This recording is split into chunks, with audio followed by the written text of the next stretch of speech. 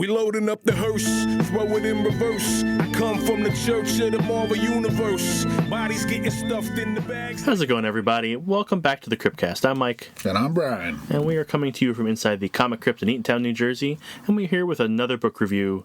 We're going to be going over Art Brut. This was a suggestion by Iona. Good suggestion. I enjoyed it. It was wacky. It's definitely wacky. I'm in the middle on it. Okay. Yeah. So just some info. It's called Art Brut. It is 4 issues. It's by W. Maxwell Prince and Martin Morazzo, the guys behind Ice Cream Man, Ha Ha, and a number of other whatever. Art Brut. It's Brut. Art Brut. Art Brut. It's a French term. Don't be Bruthart. But so this came out on 2022, 2023. But it was originally published in 2016 as the Electric Sublime through IDW. Oh. Yeah, this is their first major work. Like, major published work. So this is kind of like precursor to everything. So, cool. I think as a first go-around, it sets a lot of the tone for what they do in the future. Wacky. And tragic. It's like, oh, this is fun. Oh, no, it got sad. It's not fun anymore. And just for a terms thing, the term Art Brut is French for raw art. And it was invented by the French artist Jean Dubuffet to describe art such as graffiti or naive art, which is made outside the academic foundation of fine art. Like Buffet the Vampire Slayer? Yes. It is an unfortunate name. And it is spelled Du Buffet. I do Buffet. Oh, I'm sorry. Well, hanging fruit. Oh, boy. So I told you this is going to be a good one. So the book opens at the Louvre, and a guide is bringing a group to see the Mona Lisa. And he goes through a whole spiel about it. And when they get there, she's winking. The very first thing I notice is that he goes in depth, like no flash photography, right? Because in museums, no flash photography. Yeah, anyway. It harms the. But then he goes even further. He's like, don't take pictures anyway. Don't put your phones away. He's like, just absorb the experience, yeah. Experience the art. Yeah, he's correct. And the next page, they all have their cameras out, like they're all taking pictures, and it's just like, well, you have to have proof that you were there. Heathens. But like I said, they get there, and everyone's like, what? And it turns out that the Mona Lisa is winking. The painting is changed. The guide goes running and tells someone to call the BAI. He calls for the BAI. He calls for Director Breslin. He calls for the Dream Painter. And he calls for the Art Brut. By name. The Art Brut's name is Arthur Brut. Oh, yeah, Arthur Brut. Yep. And then we hop over to Director Breslin, who's head of the BAI, which is a Bureau of Artistic Integrity. And she's at a mental hospital getting the rundown of the myriad of drugs that Art Brut is on. And none of them actually work for him. The only thing that helps him is painting. But regardless, even though they don't work, he's on 2 antipsychotics for the max daily dosage of both. And that's only a couple of things that he does, because it's 2 pages of this chick just like this nurse laying out what he's on. Yeah. So tons and tons of medications. They go into Art Brut's room. He's painting, and Breslin lays out a series of art-related crimes, all involving the same ideogram of a winking face. To get an idea of what it looks like, it's like a upside-down teardrop almost like an alien head, with a slash across for the mouth, a little V for the nose, and a dot for an open eye, and a little dash for a winky eye. But this thing is like the Mona Lisa. Like the Mona Lisa, yes. And in response, Art's just kind of nuts. He's a crazy person. Like, actually crazy person. Talking to his wooden mannequin. Yeah, one of those little wooden posable dolls that you can get for art study. Yeah. Talking to that. And what's he say? He goes, yes, the continuing adventures of Art Brut and Manny the Mannequin. We'll get to the bottom of your winky lady. Director Breslin's just got her hand on her forehead already. Like, yeah. Great. Then we hop over to a kid named Dylan and his mom driving in a car. Dylan's sketching a portrait of Van Gogh. They see some cows, and his mom asks him what sound cows make. And then Dylan draws a cow with X's for eyes and goes, moo. Also, Dylan's probably like, what, 8? Yeah. Yeah, he's young. Mm-hmm. That face on that kid when he says moo. Ugh. Mm-hmm. Ugh. Little sociopath. Yep, and on the next page, the cows are dead. Yeah, about half a dozen of them laying in a field dead. Mm-hmm. And then we go back over to Art, and he's examining the Mona Lisa while the guy from before talks about seeing how art has worked in the past. He saw him go into Edvard Munch's The Scream. Or Munch? I always don't remember how to pronounce it. But the guy who painted The Scream. So Art went into The Scream. He can go into paintings. then Art says that the guy sounds like an awful high-pitched kazoo. That noise coming from your mouth. It's like an awful high-pitched kazoo music. But where's your kazoo? And he goes, "Hello, Winky." when he sees that, he's crazy, guys. Like, he's actually insane. But he's the hero. Yeah. Well, there's a series of backups per issue that really lay out how tragic it is of what happened to him. And I think that's the whole point of those, which they weren't in the original publishing, by the way. Oh, really? Those were added when they republished it under Image. Okay. Those backups were not in Electric Sublime. Honestly, I don't like the backups. I like them. I don't. I think I could have used I could have used like just one.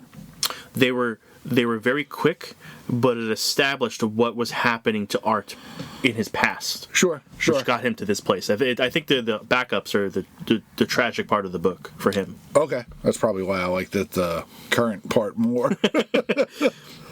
Breslin gets an update that there are 28 more Art possible deaths. And then a gang of tie-dye paint splatter suit guys. Like, they're all in white suits, but they have like it looks like their white suits got like splashed with watercolor. They're all wearing eye patches. They're all wearing eye patches, yes, except Andy Warhol. And the leader looks like Andy Warhol. The leader looks like Andy Warhol, which I love. Why?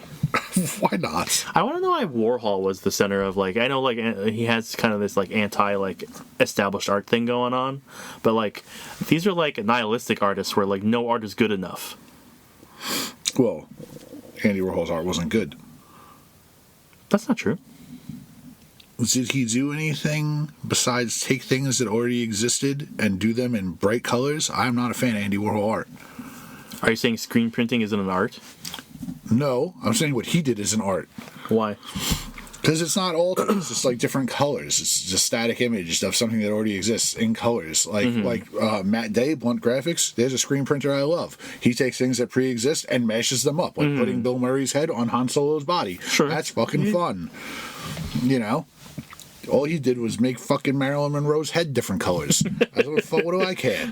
I could do that in fucking Photoshop. Like, it's not, yeah. Okay, this is before Photoshop, though. Oh, impressive. He was anti-art, though. Like, anti-art establishment. No, he was anti-art. That's, I get, yeah. Oh, my God. Let's put that aside. So these guys attack the agents there, killing everyone but Breslin and Art. Andy Warhol has a flamethrower. And Andy Warhol has a flamethrower. Did you ever see pictures of him after he got shot? I didn't know he got shot. I don't know shit about Andy Warhol. He got shot several times, and there's a picture. Yeah, there's a picture of his torso, and like the bullet wounds and the surgeries he had to go through because he got shot. Why? Who the hell would want to shoot him? Over what? I don't know. I mean, I don't like his art, but I don't want to shoot the guy. I don't know. He was shot several times, though. That's fucked up. Yeah. But it's like, it looks really fucked up after his, like, all the scarring. Crazy. No, I feel bad for the little weirdo now. So Breslin and Art escape into the Mona Lisa. Which is your first, like, what the fuck moment. Yeah, up until now, it's like, this is kind of weird, but okay. But, like, they literally run inside the painting, and they end up in a place called the world behind the canvas. I think part of the fun of this book is, like, not knowing what's real and what's not at certain moments, where it's just like, are they really in the painting? I think initially you get that kind of feel, but I think very quickly they establish, like, yes, this is real. Yeah. They cement it as, like, it goes, like, yeah. But in the beginning, are you just like just as confused as the detective?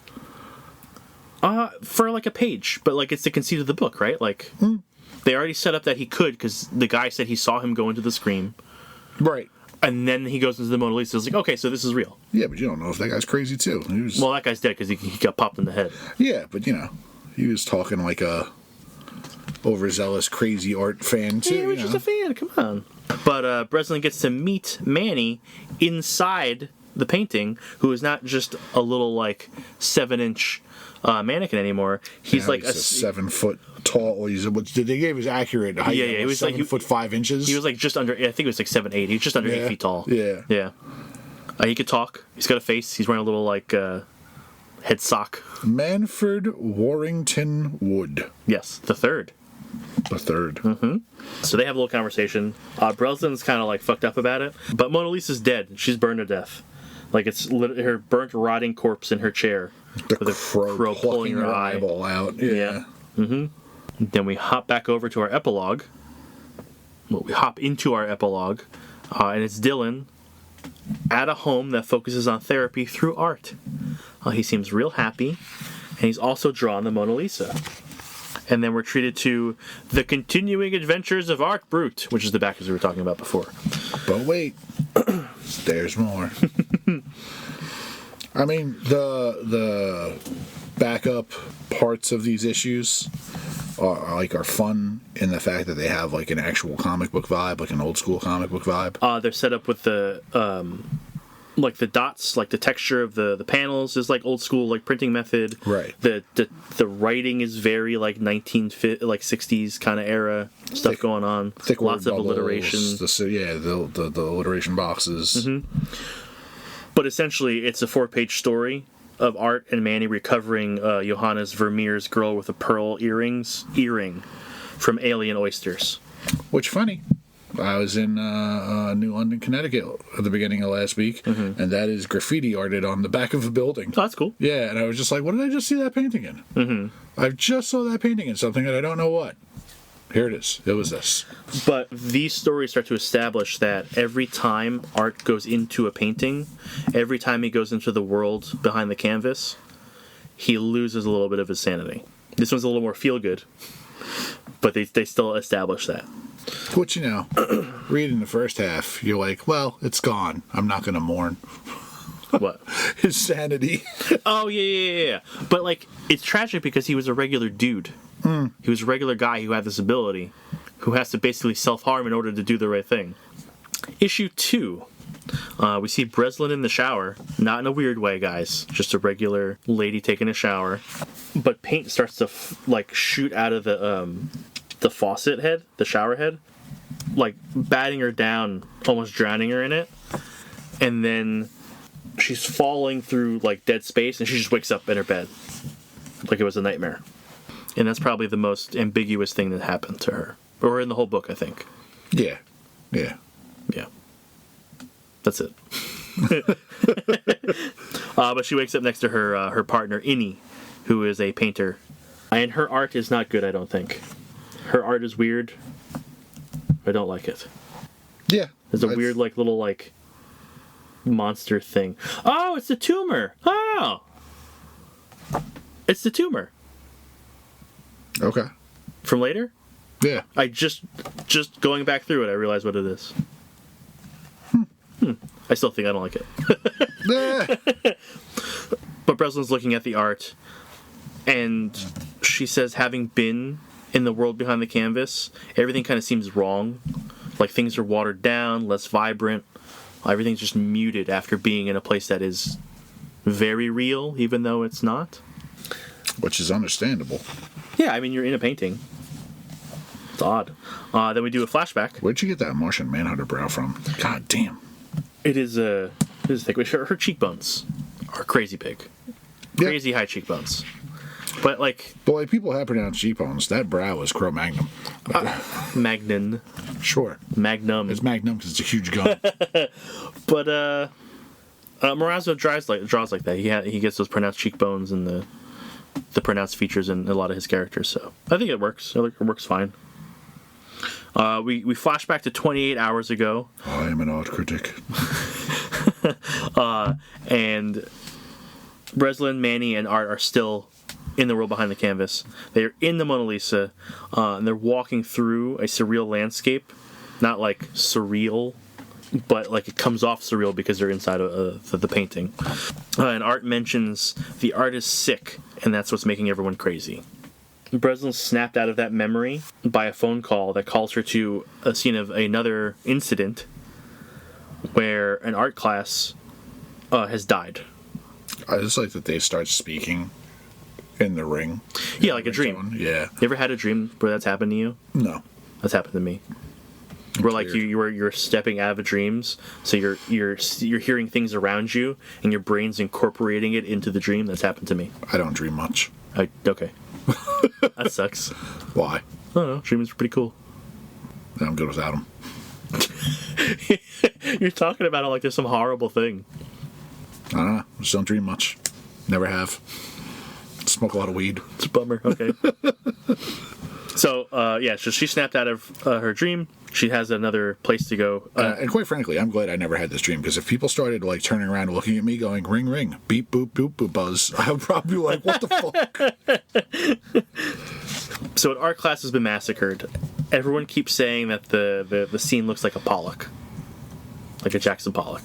Yeah, that's a lot of blood. There's just blood everywhere. It's just... was it 7 people, their heads down on their desk, all facing the same way, blood pouring out of their mouths? Yeah, because they all cut their tongues out. Mm-hmm. We don't learn that till later, but yeah. And like they did it all to themselves. Yes. They cut their own tongues out. Right. So Breslin speaks to the one survivor. She says that Andy Warhol was a substitute teacher, and just by showing the class a painting, made them all cut their own tongues out. Which... why did she get out of it? I don't know. But like the trademark little logo that's at all the crime scenes, somebody painted it on the wall like 7 times. Probably one for Warhol. each student, but like that's it's a lot of time to take at the scene of a crime. Look how quick that is. That's like a zoop, zoop, zoop. That's like tagging the wall, man. I know, but 7 times. So it's, and 8, one outside the building. There's a lot of them. It's a lot of them. Then we flash back again to 26 hours ago. When we're walking inside an MC Escher. Yes, I don't know why Escher is in the Mona Lisa, but yeah, it's very much that. Stairs going everywhere. Yeah. They're trying to find their way out, and Breslin mentions that Art is sane while he's in the painting. Like, he's more put together. He has coherent thoughts and plans. I wonder why he would ever come out. Probably because he doesn't want to lose himself entirely.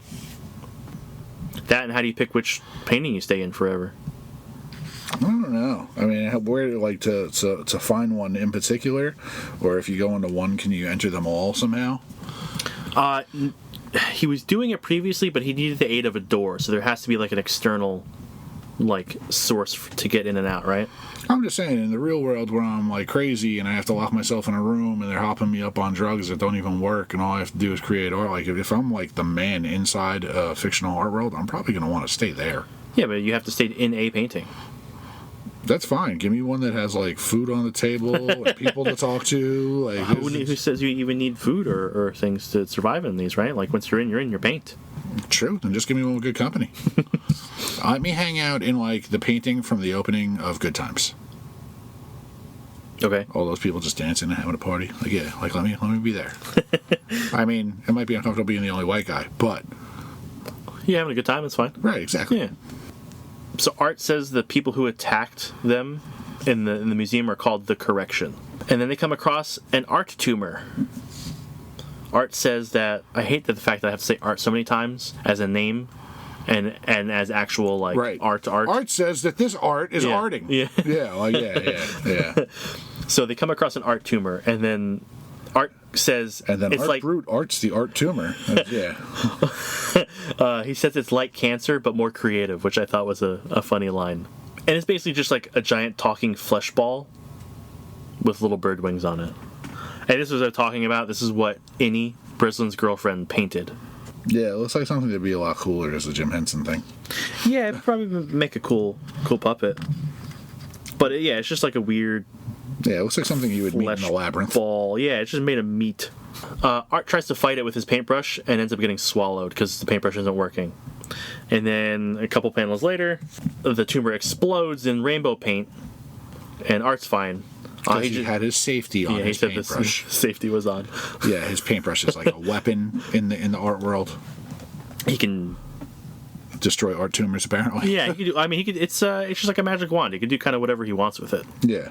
Breslin heads home with some groceries, and we find out that Art was staying at their apartment with her and Innie, and he needs to paint very bad because he's losing it, clutching Manny very tightly. Again, in the art world, he's just a regular little wooden doll. Yeah, in the regular world, he's just an art mannequin. Yep. We hop on back to Dylan, and we have a doctor showing him a series of photos, and Dylan is giving some very, very wrong answers to what these things are. So the doctor holds up a picture of a horse. Dylan says, "I see a door." Doctor holds up a picture of a clock. Dylan says, "The wind." The doctor holds up a picture of a pitcher of water. Dylan says, "A birdie." I don't know why the doctor is like, "Good, very good, perfect." It's like, you're wrong on all three counts. Like, why are you... I tried to figure out if there was some deeper meaning to like what was being shown. I just couldn't think of anything. I mean, for a kid who like barely talks or is like catatonic at some points, like maybe it's just like, good, you said anything. I guess. But I was trying to figure out what the hell was going on, but like I said, I couldn't. He shows a picture of a building, and then Dylan gets really wide-eyed and says, "I see kaboom." I love that game. The old Atari game. Yeah. Oh, yeah. And the next picture is of a building exploding and falling down. That same building. And then we get another adventure with Art Brut. But wait. There's more. So, Art has to go into Picasso's Don Quixote and fight windmill monsters. This one was fun. I like this one a little less. Oh, okay. But this is... Fuck you, buddy. I'm not a huge Picasso fan. I just like the story of Don Quixote. Okay, that's fair. I'm not a Picasso fan, so I don't vibe with the aesthetic. You don't like squiggles on a page? Less this, yeah. But this is where they really drive home that every time he goes in a painting, he loses a bit of his sanity. It's just taking that point and just taking it further. Issue number 3. Soup can. This is the cover. It's a soup can. It's so good. So good. Look at that beautiful art. Warhol deserves all the credit. Mm-hmm. He did that, but a bunch of times in different colors. Isn't that great? Right? It's like so he good. only did one thing. Did you think of that? No, you didn't. No, I like to paint different things over and over again. Okay. He was famous. You're not. Listen. I would take my level of fame over his level of fame any day. You don't want to get shot? No, thank you. So, turns out the doctor is Andy Warhol, quote unquote. Not like the real Andy Warhol. He puts a wig and pretends to be Andy Warhol. And he's got a guy named Jeffrey hung up in his closet.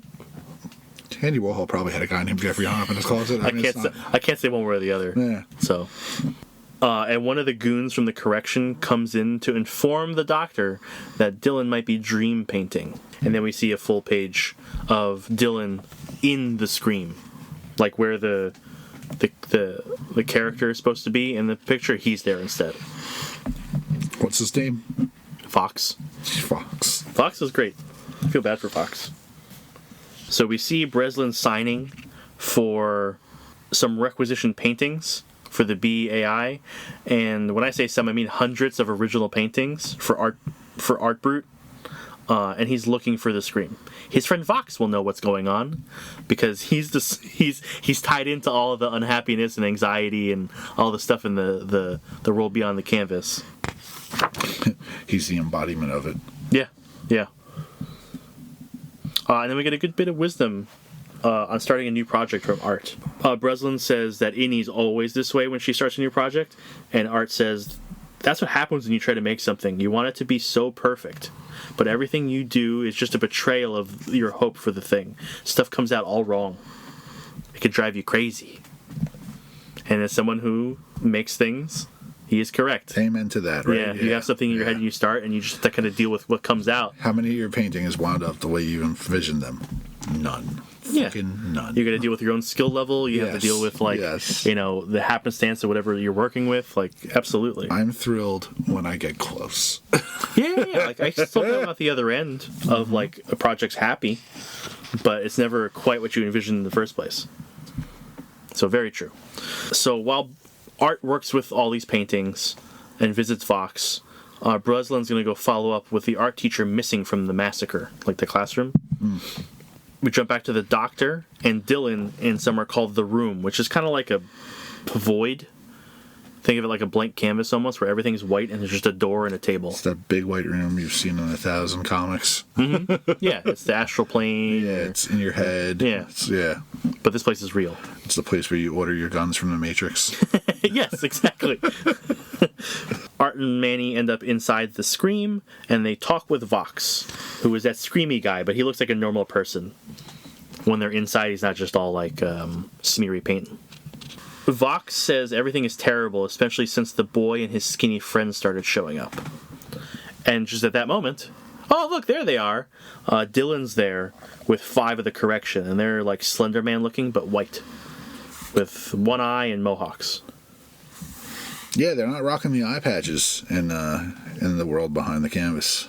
No, they don't have to. They just don't have that eye. Yeah. Hop on back to Breslin. She's found the teacher. His name is Bill Wunderlich, and he's in a bar, getting real drunk. I wonder what he licks. Wonders. He licks wonders. So, Bill went to the same school that Dylan is at now, and he was pretty messed up by it. He lets Breslin know who Warhol is, but basically, the school kind of beat into them that nothing they do is ever going to be perfect, so why should they try? Basically poisoning art for these people. It's just like life. Which is horrible. Why even try? Yeah, it's fine.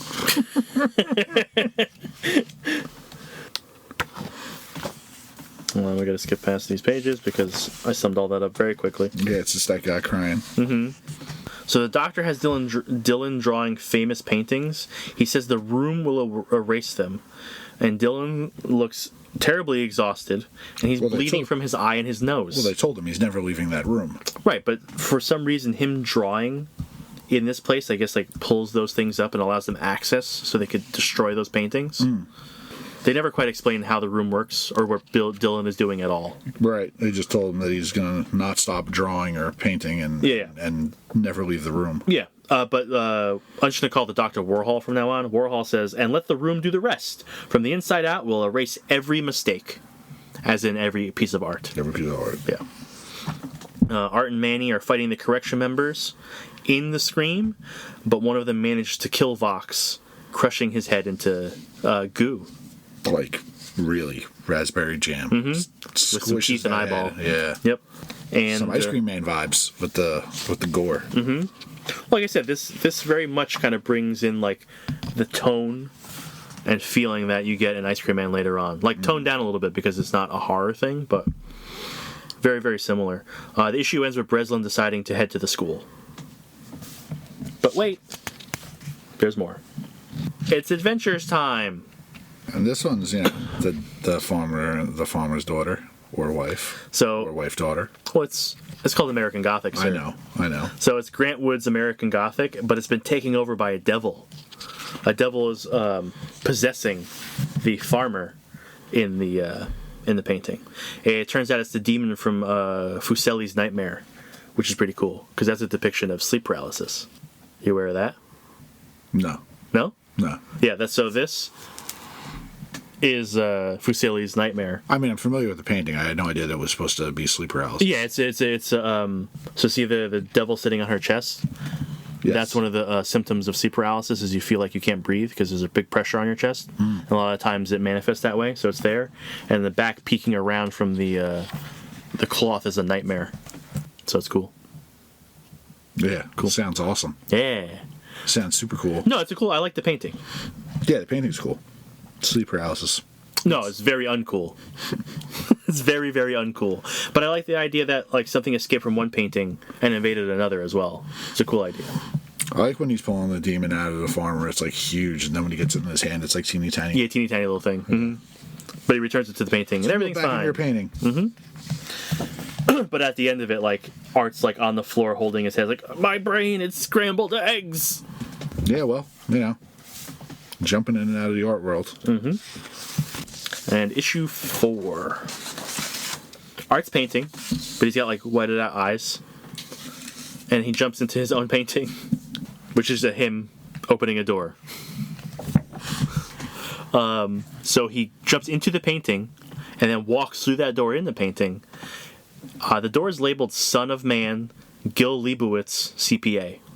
So I love that he's a CPA. It's the guy from the painting Son of Man, which is the painting of the guy in a suit with an apple in front of his face. You can't see his face. That's who he's talking to. But that was originally painted by Rene Magritte in 1964. I'm familiar with most of these paintings. Well, all these paintings in his book. I was just looking up, making sure I had the artists. The names correct. Yeah. Yeah, like half the times with the art, it's like, oh, I've seen it, but I don't know who does it. Yeah. I'm not 100% on the artist, but I knew all the paintings. Yeah. Like, I didn't know that the artist for this one. But so he's talking to this guy, and he's going to Gil, because Gil is apparently knows everything that happens in the world behind the canvas, or world behind whatever it is. I forget. But he wants to know where the boy is. So Gil says, you know this place used to have a different name, right? The Electric Sublime. Though I'm not really sure why anyone called it that. So they make a reference to their own original title. Their old original title. Yeah. But Gil ends up giving Art a list of paintings that Dylan will be in. Like, he already knows Dylan's path through paintings, so he gives Art that path.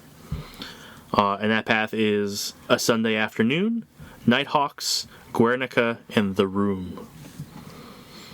A Sunday Afternoon would be a cool painting to live in forever. It's okay, seems nice. Right? Yeah, but it's like the 1800s, so it sucks. You get to pet the monkey. Everyone forgets about that monkey.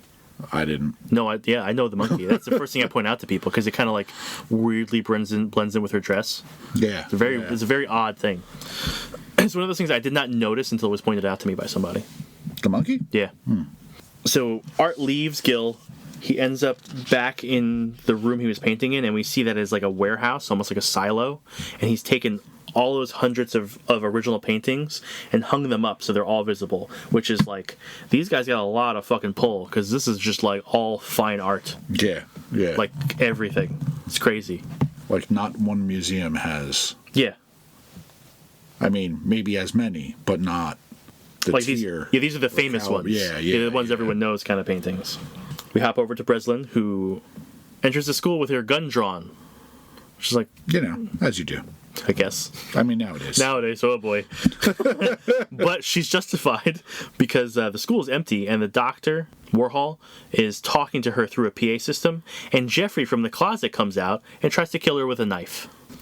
They fight for a little bit. Jeffrey came out of the closet. In a moment of lucidity, Jeffrey asks to be shot. Breslin, unfortunately, doesn't have any other choice, kills him, and then the Warhol show up. Yeah, but the 5 members, the backup singers. Yeah.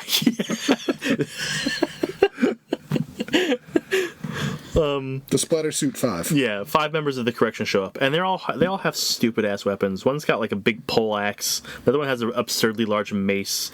The other one has a really big flail. One has a shotgun. Good for him. Yeah, good for him. And one guy has a regular shotgun sword. guy. Yeah, I want the shotgun guy too. Yeah. The other 4 are LARPing. Yeah, they're having fun. We hop on over to Art, and he's jumped into A Sunday Afternoon by Georges Seurat, and that whole painting's being attacked by shadow monsters. They better leave that goddamn monkey alone. The monkey's not even in the thing. I know. I wanted to see that monkey like losing it, but Manny and Art fight some shadow monsters, and then they run to try to chase Dylan, and then they chase him into Nighthawks by Edward Hopper. This is the one that is the diner that you've seen redone 1,000 million times, yeah. with different celebrities sitting at the counter. Yeah, usually Marilyn Monroe and Humphrey Bogart, and James Dean, and yeah. When they get there, the patrons are dead. The 3 patrons have been killed, and the tender there isn't there. Like, he's not there, so he's probably dead somewhere. Dylan shows a picture of the painting. Dylan's the tender. He served death. Ooh, yeah. But Dylan holds up a sketch of the painting and he says kaboom, and the bar explodes. Or the diner explodes. Manny, not just, kaboom. Manny gets blown apart, but he's fine because he's a wooden mannequin. He just puts himself back together. Put the pieces back on. But Dylan escapes, and they chase him to Guernica by Pablo Picasso. But we don't see that yet. We don't see that yet. We cut back over to Breslin fighting the correction guys, and she's really good at it. Like, she kills everybody. Yeah, she's murdering some art hipsters. Like, she's using her gun, she's going hand to hand, like, she's kicking their ass. My problem is, she takes them all out. She gets in a showdown with the Doctor / Warhol, and they fight for about 3 seconds before the Doctor stabs her in the ribs. Like, she has no fighting ability at all. Or he's just really, really, really good at fighting. She's winded. She just took out 5 guys. I don't know. The Doctor didn't seem like the fighting type. She already had gotten stabbed in the arm. She took out 5 guys after that. 5 guys, delicious. Right? Burgers and fries. And then she has to make something beautiful with Warhol. And she's, she gets stabbed in the gut. But unfortunately for Warhol, he decides to monologue over her body. Every villain's big mistake. Yeah, every time. Just do it, man. Stop screwing around. No, let me tell you my nefarious plans. She cracks him in the face, grabs his knife, stabs out his eye. And now he matches his henchman. And he runs away. Did Warhol ever wear an eye patch? I don't know. I can't say. Art and Manny barely get through Guernica, which is just like fragmenting all around them. It's a jumbled mess. How do you get through that? Yeah, but it's also like breaking apart and reforming around, and it's very weird. I know. Yeah, like I said, I don't like Picasso's. I'm just saying. No. I can appreciate what he did. I just don't like it. The painting I would choose to spend the rest of my life in. No. This would definitely drive you insane. If you don't know Guernica, just look it up because I can't describe it. It's a bunch of animals and people in like things a parade. That kind of look like things, but maybe like. Well, there's a pig and a horse and a cow and there's people. So. And stuff. You just go look it up. It's a Picasso. Cheese grater. Hard to describe. Yeah. And it's in black and white. It does not help out at all. Which honestly makes it impressive because like knowing how to do grayscale is like one of the hardest things. Like how to do it properly. But they get through the door and they are in the room with Dylan. The White Room. And in a horribly dark turn, Art explains that Dylan is an art tumor and he needs to be killed. And it's my job to kill you. Yes. Kid. Yep. I like the matter-of-factness between the two crazy people talking. But I don't want to get killed. Nobody ever does. Is he gonna hurt?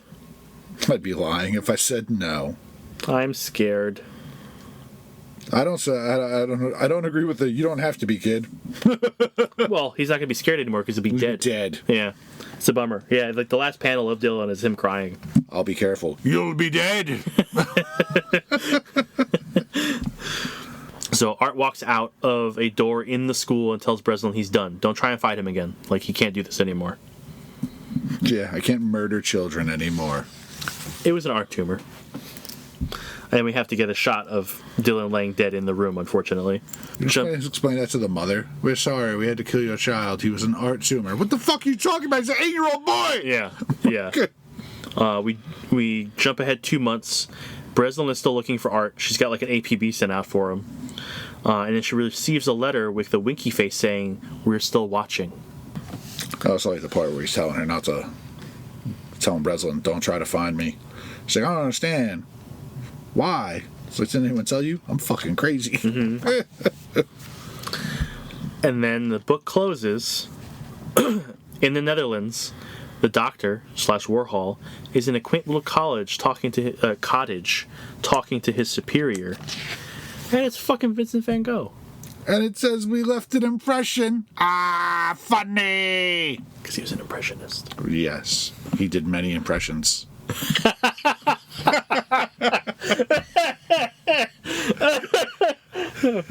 No, was he a post-impressionist? He only impersonated dead people? I'm serious. I think. Fuck, I don't remember now. He only did impressions of people that could hear. I don't get that one. Well, didn't he cut his ear off? Yes, one of them.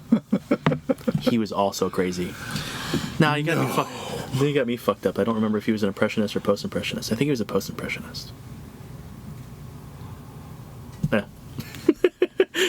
He's a postpartum depressionist. Well, he didn't have a baby.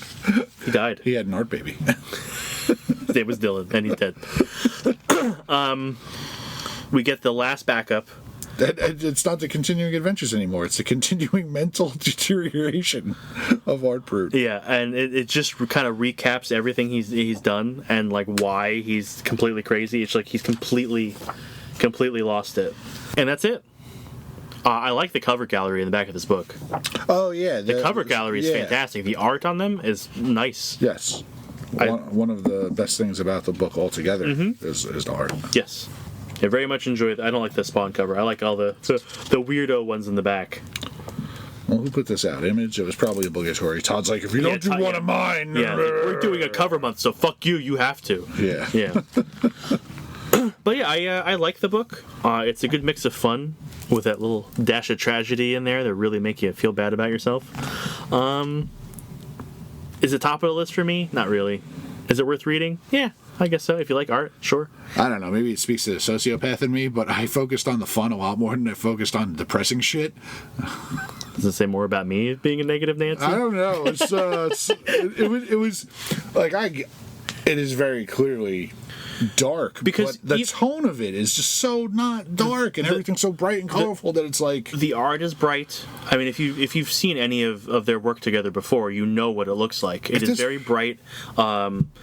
But and it tonally, it doesn't feel like it's very heavy. Right. But there's if this were like a dark noir story, I'd be like sitting in a corner waiting to slash my wrists. But there's gore and multiple murders and all this stuff kind of simmering in the background. That it's just it is tragic. It's very dark underneath that kind of veneer of like hey adventure. I enjoyed it quite a bit. I think anytime something that is recommended that I probably wouldn't read on my own, that I like, it's just, it's a win. Sure. Like, I wouldn't put it up there with Black Sad. No, it's a different type of story. I don't this is a kind of it's a middling story for me, honestly. I like it. I think if you have any appreciation for art, it's a good read. And even I think that's why I like it too. And if you've never seen a painting in your life or know nothing about art, period, you could still enjoy it just fine. Like, they don't lean on it too much. It helps though. It's nice to go, oh, I know that one. Oh, I know that one. Oh, I know that one. Yeah. Yeah. But like to know backstories behind some of the stuff. Like, I had no idea that one painting was about sleep paralysis. So like that helps. Like that. I mean, specifically sleep paralysis was unknown at the time, but it was just how they modeled it. Yeah. Anyway, but it's a good book. It was a good recommendation, Iona. Thank you, because I wouldn't have read that either. Because when this is coming out, because this is their first kind of like foray into being a team, I didn't really pay much attention. But you're a big Ice Cream Man guy. Yeah, I like. Right? I like Prince. I like the way he writes. He has a really good way of like poking you emotionally in different ways, and I appreciate that. I fell off Ice Cream Man probably around like issue 13 or so. Okay. Haha was definitely more up my alley. Yeah, but I mean, I'm talking about him just as a whole. Ice Cream Man, Haha, Swan Songs, everything like that. Swan Songs I liked, and that was incredibly dark. Yeah. Yeah, it's just I like the way Prince writes, and I forgot this happened, so I never got around to reading it. So I'm happy I did now, especially seeing his first major work before he got his accolades. I want to say in true Brian Carroll fashion, he mentioned this to me under the old name.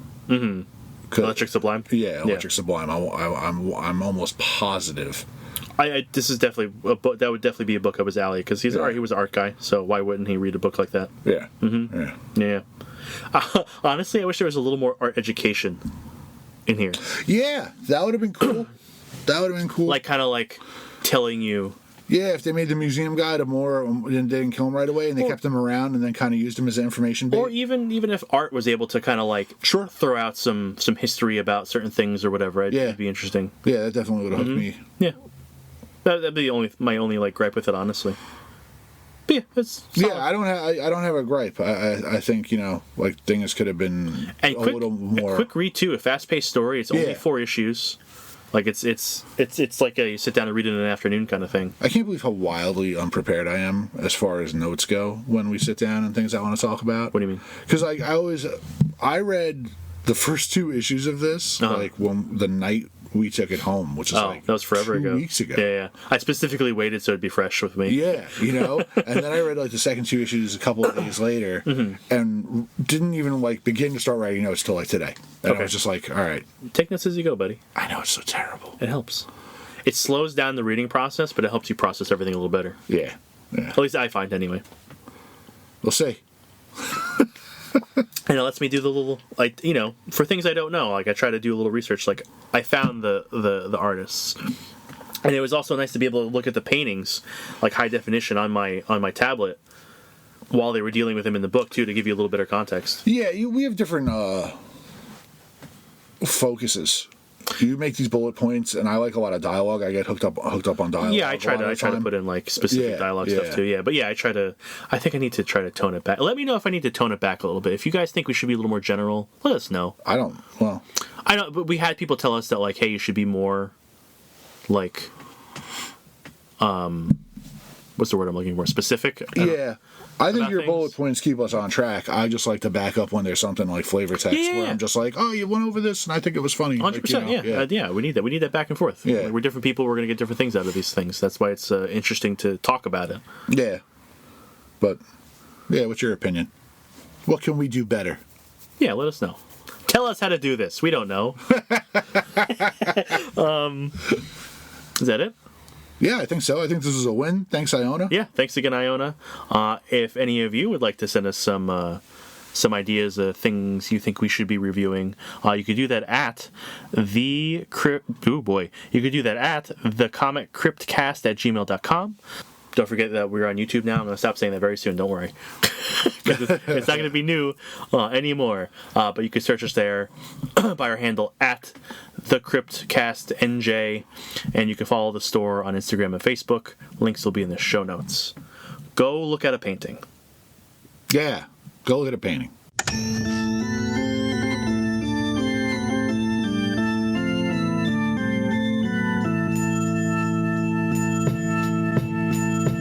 We loading up the hearse, throw it in reverse. I come from the church of the Marvel Universe. Bodies getting stuffed in the bags like comics. The hardcore get it while the soft bitches vomit. I came to this earth on a radiated comet. Now the planet is in perilous danger because I'm on it. Fly super villain with the superpowers in me. Got the red issues and all my shit is minty. Body like Ben Grimm, suckers I be beating down. Look around and we be found chilling out in Eatontown. I be at the comic crypt stacking up the kryptonite. Doomsday and Superman every time I grip the mic. Dark Phoenix overloading, supernova, sunspot exploding. I'm the Punisher reloading, Bobby Drake when he's frozen. Storm forming, ominous clouds over the ocean. Working with Professor X to master my emotion. Have you posing in the box whether you know it or not. I'll easily bag your bitch like Logan did to Scott. Mr. Sinister plots when I administer shots to clone Gene from a jeans. Then this shit'll get hot like Inferno. Burn slow, humans are ash. God loves man kills in the days of future past. Now I'm working on a science lesson. Me and Brian Stratton, a rat in a cage who can't stop buying X-Men. Like a flower that blooms in the spring. You were beauty,